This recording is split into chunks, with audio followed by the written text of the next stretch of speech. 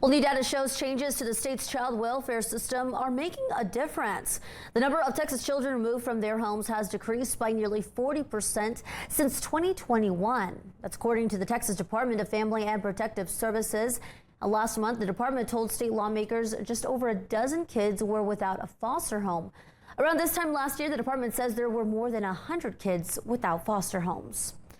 This comes amid a years-long lawsuit accusing the state's foster care system of abuse and neglect. Blessing Michuku spoke to one North Texas man who's using his own experience in the system to help others.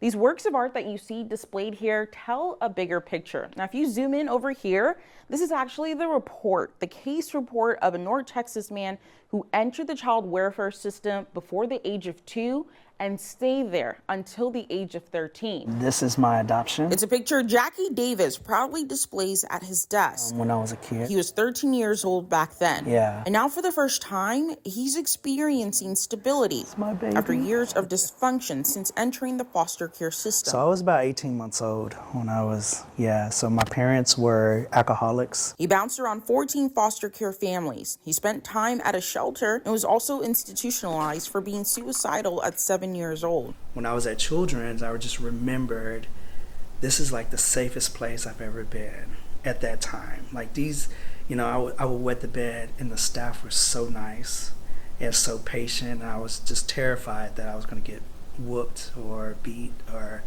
whatever punishment came along with that. A child of Texas's foster care system, Davis has turned his trauma into advocacy, serving as a supervisor for Dallas court-appointed special advocates, also known as CASA, for nearly a decade. No state's foster care system is ever going to be perfect, but Texas's foster care system seems to be running worse than most, and it seems to have been doing so for a long period of time. For more than a decade, the state has been in open litigation over its foster care system due to abuse allegations, delayed investigations, and much more. The CASA kid. Ben Wilkins is one of the leaders of Dallas CASA. He says there have been major changes since the class action lawsuit was announced in 2011. The litigation has definitely resulted in energy being put into having smaller caseloads for CPS caseworkers. Those have seen a very real impact. There's very little financial support. Other advocates believe more needs to be done. We haven't progressed because true progression is full funding of